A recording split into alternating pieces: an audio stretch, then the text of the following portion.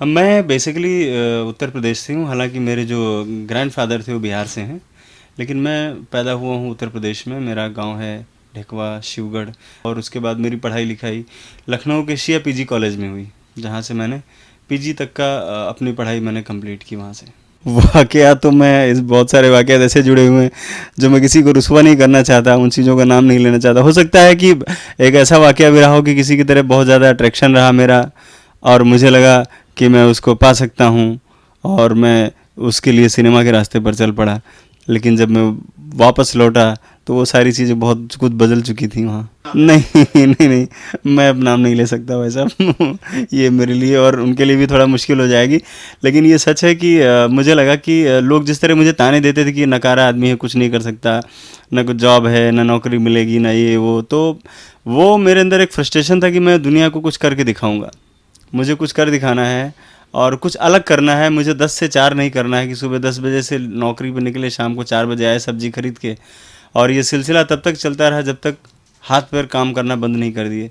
तो मैं 10 से 4 की नौकरी के लिए नहीं पैदा हुआ हूँ, मुझे ऐसा लगता था। वो अट्रैक्शन और वो एम कुछ ऐसा भी था कि मुझे अपनी लाइफ को एक सार्थक दिशा देनी है, और कुछ ऐसे निशानात बाद में भी छोड़ जाना है जो मेरे ना रहने के बाद भी रहें। ये मैं पहली बार मुंबई में आया था जुलाई 1996 में, 96, मतलब आज के 20 साल पहले।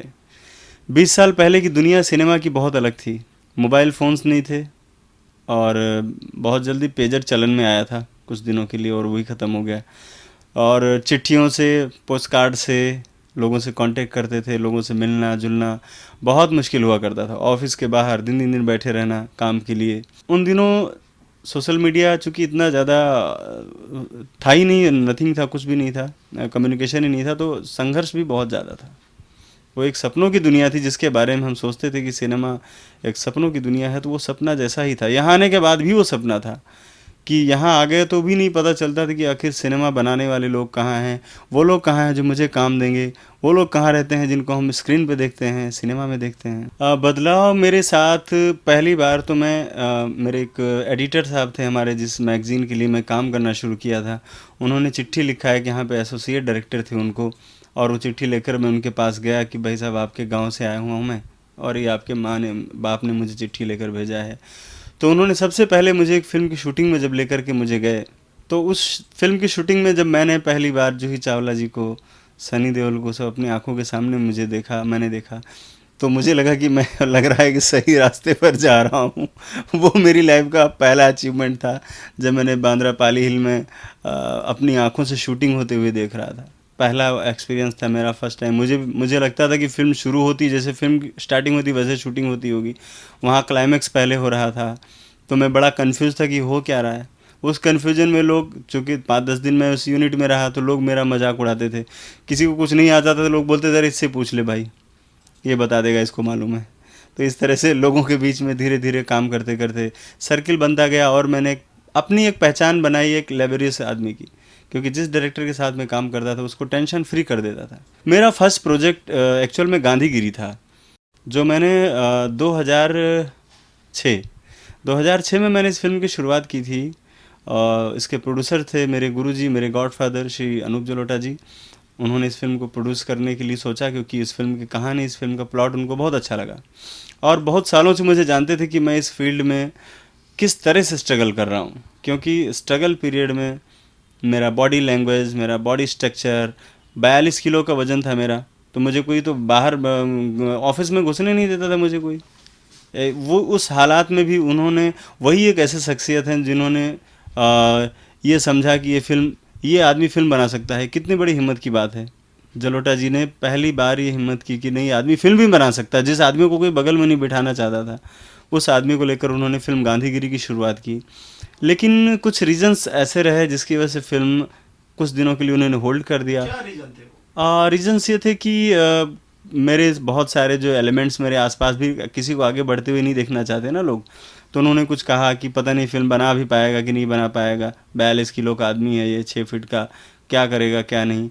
तो अनूप जी ने मुझे कहा कि आप एक दो जो भोजपुरी फिल्में अभी शुरू हो गई हैं, बहुत अच्छा बिजनेस कर रही हैं, एक दो भोजपुरी फिल्में बना के अपने आप को प्रूफ कर लो, कॉन्फिडेंस भी आ जाएगा कि आप काम कर सकते हो कि नहीं। तो मेरा रुझान फिर भोजपुरी की तरफ हो गया, उन्हीं की दी हुई पहली फिल्म मैंने द ग्रेट हीरो हीरालाल 2007 में मैंने इस फिल्म को बनाया, और वहाँ से फिर ऐसा सिलसिला बन गया भोजपुरी फिल्मों का कि वो लगातार चलता रहा चलता रहा चलता रहा, और तब तक चलता रहा जब तक मुझे लगा कि नहीं, अब मैं टाइप्ड हो रहा हूँ, मुझे कुछ अच्छा काम करना है और अच्छा काम करना है। भोजपुरी फिल्में भी जो मैंने बनाई, उसमें मैंने कमर्शियल भी बनाई, बहुत सी सार्थक फिल्में भी बनाई। लोग बोलते हैं कि नंगा सिनेमा है, अश्लील सिनेमा है, उन लोगों के मुंह पर भी जो है मैंने पानी के छींटे मार दिए। अभी मेरी फिल्म में आ रही है धर्म के सौदागर। तो इस तरह की मैंने उस भोजपुरी फिल्मों में मैंने एक्सपेरिमेंटल फिल्में बनाई। मैंने रूटीन और घिसी पिटी हुई कि एकदम फार्मूला फिल्में मैंने कभी नहीं की। मेरा जिस फिल्म में इंटरेस्ट सब्जेक्ट में नहीं होगा मैं वो फिल्म नहीं करता हूँ। उसके बाद मैंने फिर ये फिल्म की शुरुआत 3 साल पहले की। एक प्रताप करके मुझे आदमी मिला दिल्ली में, जो था किसी के साथ में था, मुझे नहीं ज़्यादा डीपली जानकारी नहीं थी। मुझे लगा कि एक सोशल वर्कर हो सकता है या काम कर सकता है अच्छा। उसकी बातें मुझे ऐसी बहुत इंस्पिरेशन लगता था कि ये समाज के लिए कुछ करने के लिए आया हुआ है आदमी। तो मैं उससे इतना ज़्यादा इंस्पायर्ड हुआ कि मैं उसकी हर बात को फॉलो करते हुए, हर एक चीज़ को उसकी मानते हुए, उसकी सारी प्रॉब्लम्स को अपने सर पे रखकर मैंने इस फिल्म को बनाया। इवन कि उनके पास फंड नहीं था, सिर्फ 80 लाख रुपए में 24 दिन की शूटिंग मैंने अपने होम टाउन में ले जाकर की, क्योंकि वहाँ पर मेरे साथ 50 आदमी 1 महीने के लिए फ्री ऑफ कॉस्ट उन्होंने जॉब किया। इस तरह से पूरा कंट्रीब्यूट करके मैंने इस फिल्म को 2 से ढाई करोड़ में इस फिल्म को कंप्लीट किया, जो आज पूरा हिंदुस्तान देख रहा है और इस फिल्म को सैल्यूट कर रहा है। देखिए, यहाँ तो लोग मुझे मुंबई में, चूँकि बहुत सालों से तो सिनेमा से जुड़ा हुआ आदमी, मुझे हर आदमी पहचानता है। लेकिन मैं अभी बीच में जब इस फिल्म की रेकी के लिए गया हुआ था, ये मैं झांसी के पास एक जगह है ओरछा, जहाँ पर किला है, तो इस फिल्म की गांधीगिरी की रेकी के लिए मैं गया हुआ था, और मुझे लगा यहाँ मुझे कोई पहचानने वाला तो है नहीं, और मैं रोड पर ऐसे ही चला जा रहा था। तब तक 4-5 लोगों ने मुझे आवाज़ दी, अरे सर आप कहाँ? तो मैं इधर उधर देखने लगा, करे कौन है यहाँ। आगे लोग मेरे पास मुझे हाथ मिले, आप सनोज मिश्रा? मैंने कहा हाँ जी मैं सनोज मिश्रा हूँ।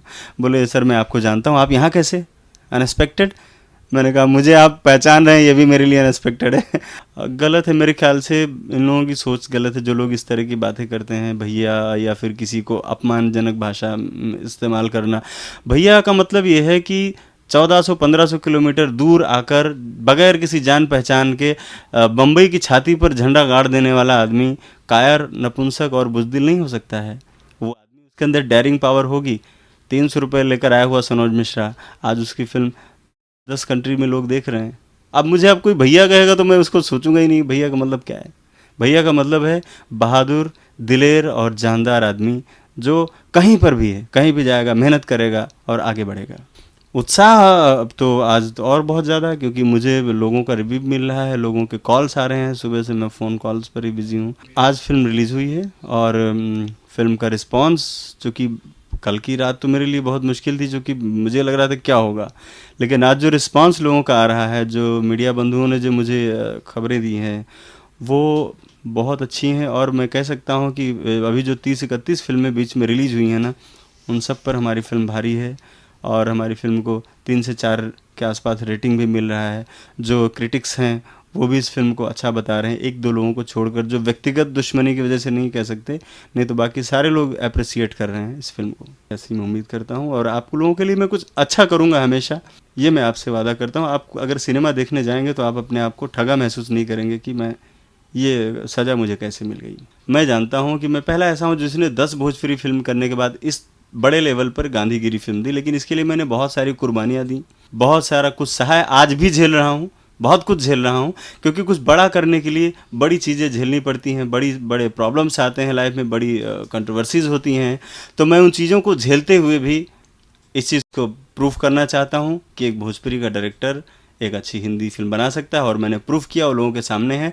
यहाँ से रास्ता खुलता है हमारे भोजपुरी लोगों के लिए, जिनको लोग दोयम दर्जे की लैंग्वेज बोलते हैं, कि मतलब एक सी ग्रेड और थर्ड क्लास की, वहाँ भी अच्छे लोग अच्छा काम कर सकते हैं।